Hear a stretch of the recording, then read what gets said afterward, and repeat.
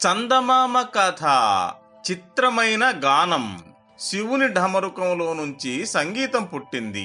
ఈ సంగీతాన్ని ప్రపంచంలో వ్యాపింపజేయాలని ఈశ్వరుడు సంకల్పించాడు. సాహిత్యానికి అధిదేవత సరస్వతి ఉండనే ఉన్నది గనుక సంగీతానికి కూడా పెద్దలను ఏర్పరచాలనే ఉద్దేశంతో తుంబుర నారదులను పిలిచి వారికి సంగీత విద్య నేర్పించాడు పరమేశ్వరుడు. ఆ ఇద్దరిలో తుంబురుడు దేవలోకంలోనూ నారదుడు భూలోకంలోనూ సంచారం చేసి సంగీతం వ్యాప్తి చేయాలని నిశ్చయం జరిగింది. ఆ ప్రకారం తుంబుర నారదులు స్వర్గలోక భూలోకాలలో సంగీత విద్య ప్రచారం చేయబోయారు. ఇంతలో ఒక రోజున తుంబుర నారదులలో ఎవరు ఎక్కువ పాటగాడు అని వారిలో వారికి పోటీ పడింది.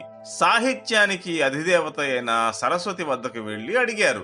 వారిద్దరి పాట విని ఆమె స్పష్టంగా ఏమీ చెప్పలేక ఇద్దరు గొప్ప పాటగాళ్లేనయ్యా అనేసింది.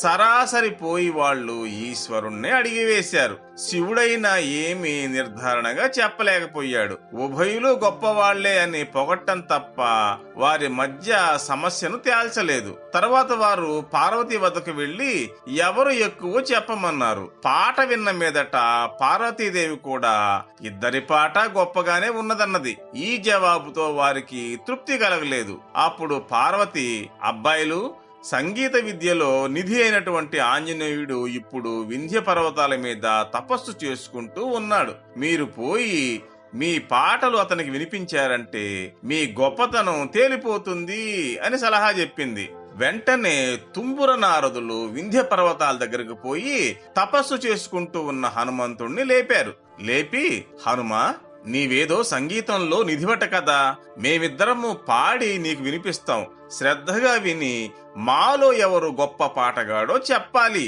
అని కోరారు. హనుమంతుడు చిరునవ్వు నవ్వుతూ, ఈ పాటిదానికే పనిగట్టుకుని వచ్చారా?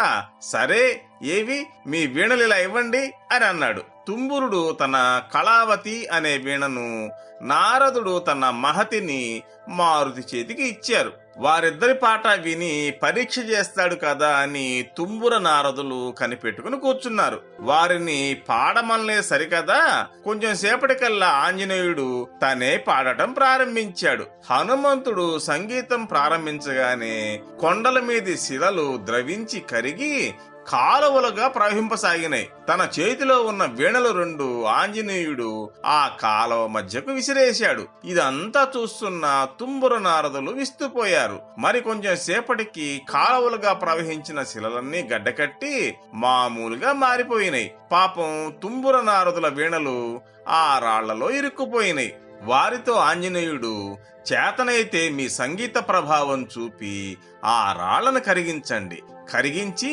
మీ వీణలు మీరు తీసుకోండి అన్నాడు.